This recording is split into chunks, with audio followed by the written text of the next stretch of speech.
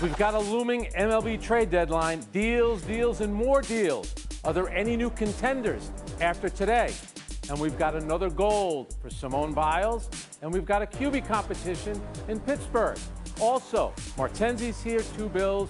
And where in the world is Clinton Yates? Take a guess. Wild guess. I'm going to say Dallas.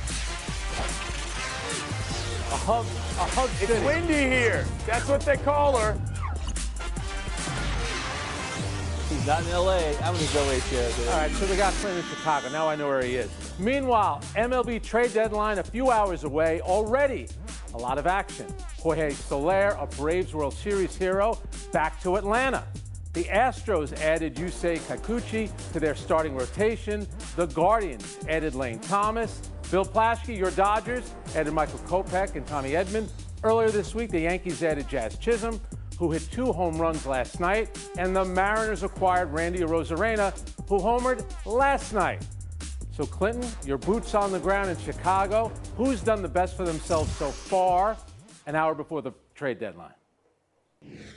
I've got to say it's the M's up in the Pacific Northwest. Randy Arozarena provides a spark, not just from a bat standpoint, but just who he is. This is a Mariners squad that these past couple seasons has really reestablished themselves out there in the West as a squad to be contended with. But also, Yimi Garcia, as a reliever, coming in, one of the best arms we've got in terms of guys in high-leverage situations. And on top of that, I know he's old. Bill, I know he's your old friend. But Justin Turner's been added to that team. And when you're looking at a young squad that hasn't had a ton of success late in seasons, Turner's the exact kind of player that you want in your lineup, a guy who's contact hitter who can raise the floor of that lineup overall. I think the Mariners have done a great job so far making that team better for the stretch run of this season. All right, Bill Plaschke, Clinton Yates called you out. What do you got?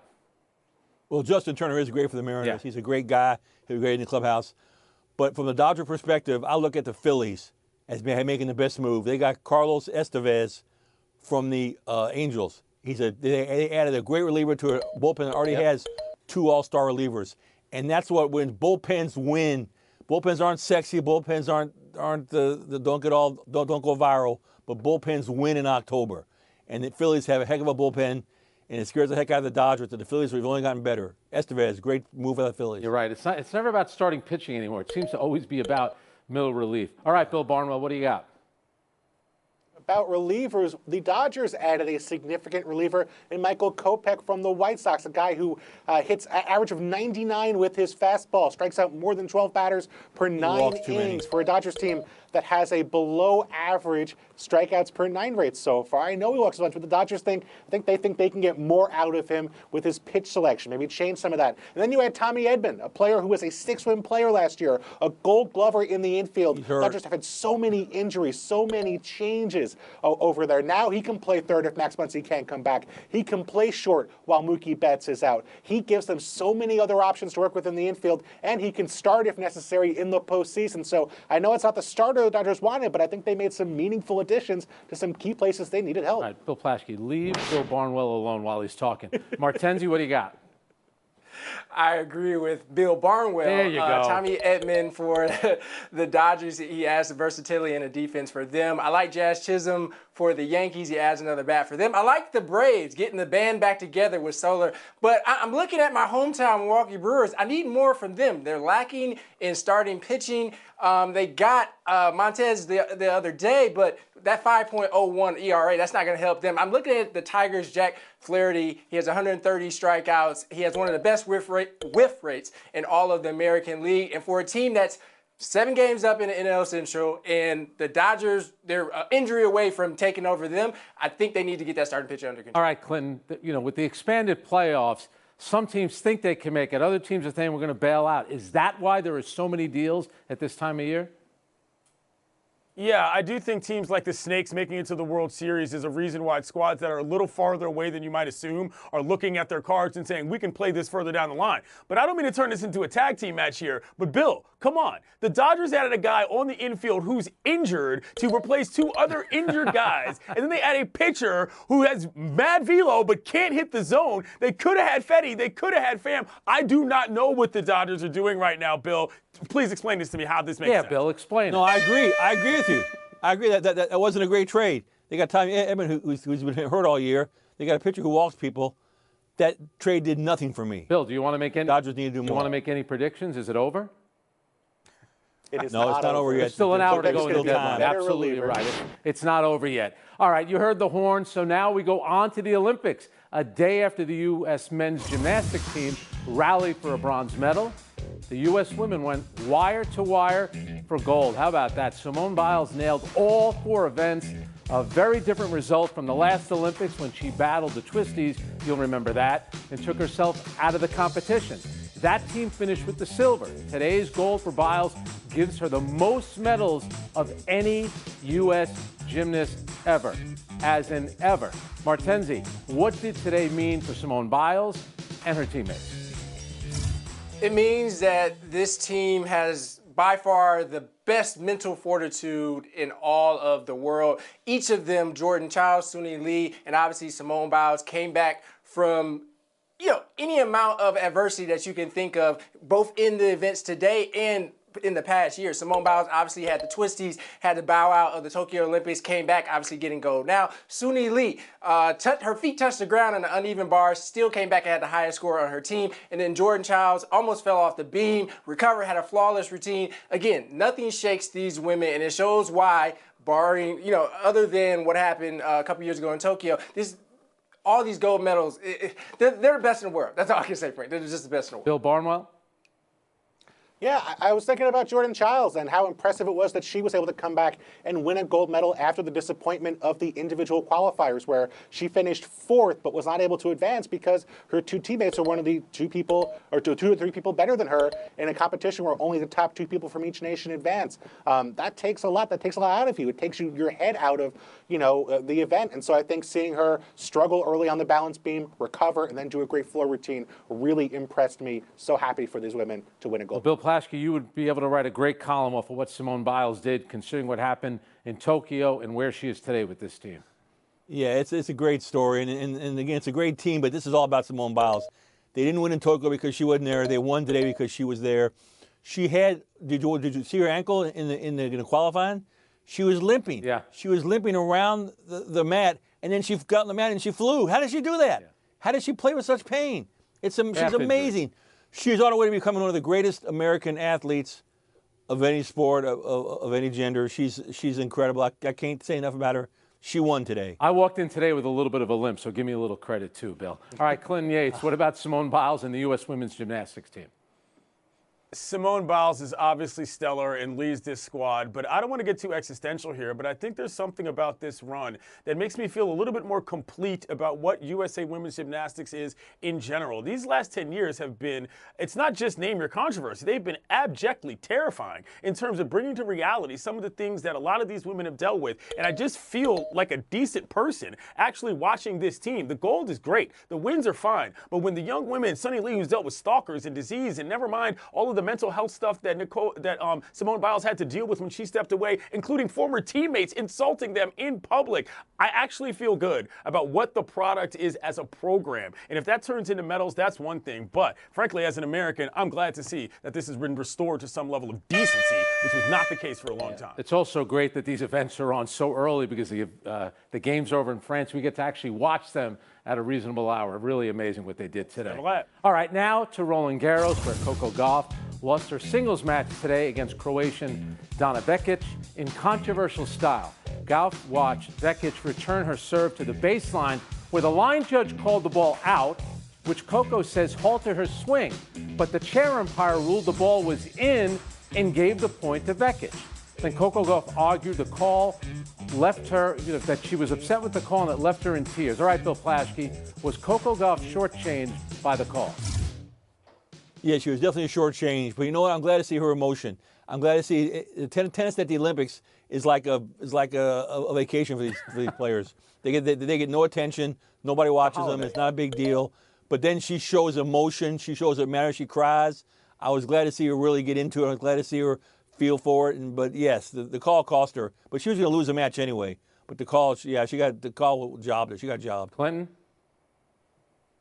Yeah, the call cost her, and it was a very tough watch. Listen, I do not love people shedding tears on tennis courts for the wrong reasons. And the fact that this was kind of a revisit to something that had happened in the same stadium, obviously in a different tournament in the French Open, to me was very difficult. But I also feel that overall, just kind of what are we doing here? Replay the point. Yeah. Is this really the time to That go makes letter sense. of the law versus spirit of the rule? I don't really understand why he had to admit that he was potentially wrong and then stick to the discussion.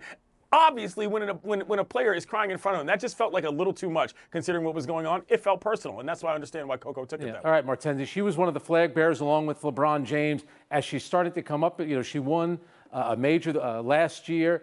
A lot more pressure on her now. Do you think maybe she's starting to feel it a little bit? Yeah, I think so. Like we said, barring the mistake that was made by the chair umpire, she blew a 4-1 lead in that first set, Right. and she was already down in that second set. So whether or not she was going to come back from that, I'm not sure, but it seemed like she had already lost it in her head. So I don't think the call really was going to change anything. But I think macro level, we just have to look at Roland Garros and the French Open in particular. Why are we still acting like we're in the 20th century here? Every other major uses Hawkeye. Why don't they just use that? Then we don't have to have this problem. Then you don't have to worry about the line judge or the chair umpire getting it right. They even put cameras on the chair umpire, but they don't use that for Hawkeye. They just use it so the viewers can have a better view. So I think this is more on just the facility more so than anything else. Yeah, and I think Clinton said it. The simple solution is just replay the point. All right, Bill Barnwell, what did you make of Coco Gauff's day on the clay at Roland Garros? She was correct in a couple of different matters. She also came out and said, Hawkeye technology should be implemented here and in every major tournament we play.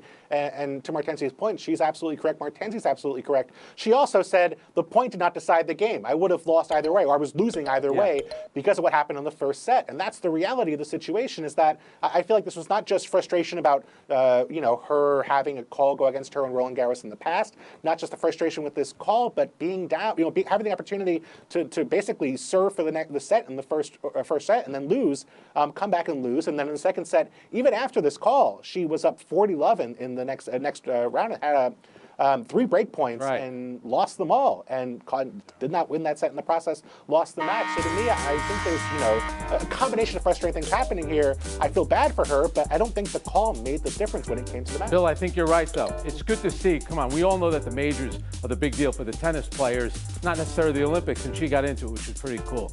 It was good to see her into All it. right. I'm going to take our first break. Buy or sell coming up. The #1 pick in the draft might not play in the first preseason game. That's why we got Clinton in Chicago. He's going to check in on this story. Get off his back. Boots on the ground. Leave him alone.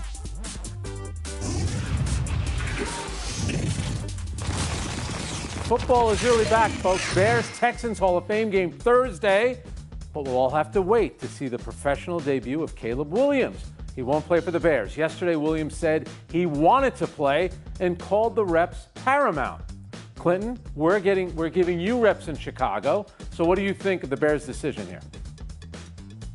I think that on the ground here, the stadium deal today is a bigger issue than what happens in Canton, Ohio in a preseason game where the field is not that great because it only plays high school games anyway. I do think there's a larger trend here, though, that as we see an NFL season that reduces preseason games, the idea of starters playing in them in general is just not going to be there. It's not worth the risk. The Bears are making a smart decision here. Man, it sounds like you're saying it doesn't matter. Martenzi, what do you think? I'm going to take an argument I've been hearing all WNBA season. Don't the Chicago Bears want to grow the game? Don't they want more viewers for their games? How dare you not give me the #1 overall pick in Caleb Williams? You can't tease me with these passes I just saw from practice to Roma Dunze. You can't tease me by saying he's the next Patrick Mahomes and then not play him in the preseason. How dare you? Bill Barnwell?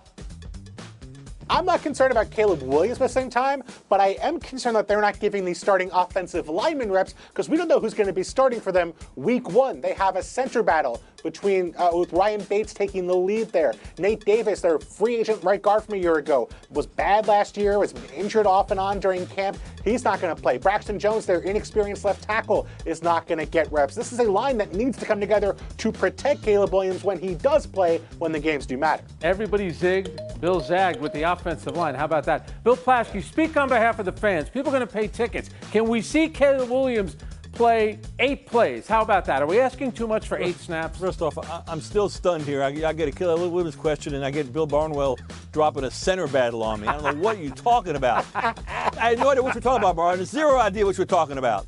But no, Caleb Williams should not play. Starting quarterbacks do not play in the Hall of Fame game. It's too soon. There's too many scrubs. He could get hurt. He needs to be healthy. He needs to work with the offense more. I'm glad he's not playing. You're going to be an advocate for the fans. So disappointed in you, Bill. All right, Steelers training camp is open. And apparently, so is the quarterback competition. While Russell Wilson nurses a hamstring injury, Justin Fields has been taking most of the first-team snaps. And NFL insider Mike Garafolo, a good friend of ours, says the competition could lead to Mike Tomlin to reconsider Wilson having the pole position on the job. Bill, do not tell me about the offensive line of the Steelers. Do you buy or sell the Steelers' quarterback competition? I don't buy it. I believe Russell Wilson is going to be the starter in week 1 because of how the Steelers win games. It's not with great quarterback play. It's with protecting the football and their defense and winning the turnover battle. Last 3 years, Steelers are 28-7 when they win or tie the turnover battle. They are 0-15-1 when they lose the turnover battle. Russell Wilson protects the football. He's not the guy he once was, but Justin Fields, as good as he is, can be very inconsistent with fumbles, with interceptions. That's why Russ wins. Now you're giving me something. Martenzi, what do you have? All the notes that I'm seeing coming out of this supposed quarterback battle is that Justin Fields is looking athletic. He has a big arm, but he has unforced errors and accuracy issues. That sounds like the same Justin Fields from the past 3 seasons for the Chicago Bears that got him shipped to the Pittsburgh Steelers in the first place. For a team that has been a quarterback play away from being successful for the past couple years, I think you go with the guy who has won the Super Bowl in Russell Wilson rather than a project you don't know much about in Justin. All right, Clinton, you in theory replaced Justin Fields in Chicago. What do you make of this? Well, I think that all competitions are not by definition controversial. You've got the old guy who's still got to figure it out whether or not he's going to be the guy that he once was in the league. You've got the younger guy getting a second chance. This is what the preseason is for, to figure this out. And there's one guy that I trust with this. That would be Mike Tomlin. Compete away. Let's figure it out as soon as the first game starts. That's what you're there for. I got no issues with this from a Steelers standpoint whatsoever. Yates loves competition. Bill Plaschke? Yeah, I agree with Clinton. If any coach is going to not stand on ceremony, it's going to be Mike Tomlin. He'll give the kid a chance. And Fields was, in the last 7 games of the season, he was 14th in the league in QBR. He was figuring it out. He's a better quarterback right now than Russell Wilson. Justin Fields is going to start, and you count on that. It's over. Justin Fields will be the starter for Pittsburgh. Whoa, it's over, he's saying. I'm saying it. Bill Barnwell? Were we not sitting here last year when Kenny Pickett was getting hyped as an MVP candidate based on what he did during training camp in the preseason? I'm not buying Steelers quarterback hype until we get to week 1 and quarterbacks actually play well. See that, Bill? He went after you one more time. So we're shutting you down. We're saying goodbye to you. Martenzi, we love you, but you're going to grow the game for us while you watch the game between Bill and Clinton. I still don't know where he is. I think he's lying. I think he's in L.A. Showdown. I'm in Bill's head.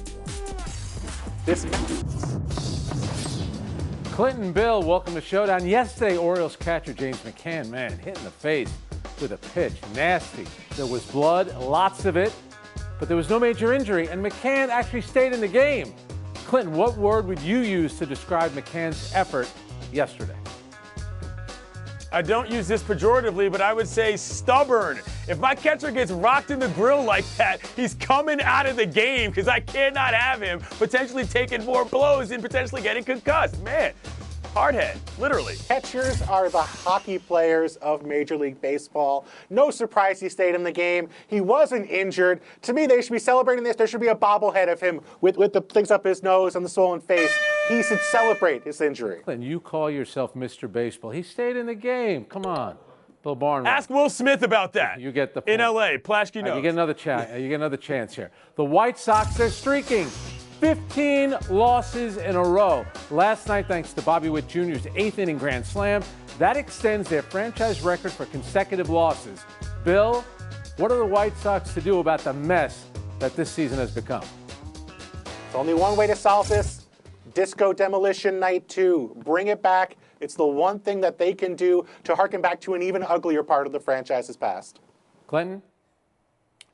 This franchise has been an abject disaster for feels like the better part of a decade. They don't even know what their own pitchers want to do with their careers, and they end up getting blindsided on trading deadlines because they're not familiar with their own personnel. Come on, get it together. See, now that was a good comeback. I told you you'd get it.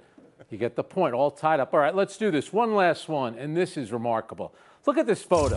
Brazilian surfer Gabriel Medina after his third-round Olympic match in Tahiti. Of course, as you know, that's the international or intercontinental suburb of Paris. Clinton, more credit to Medina, or how about Getty photographer Jérôme Brulé?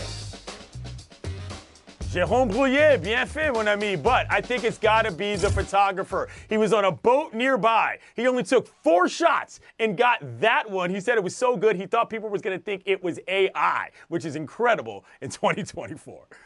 Bill?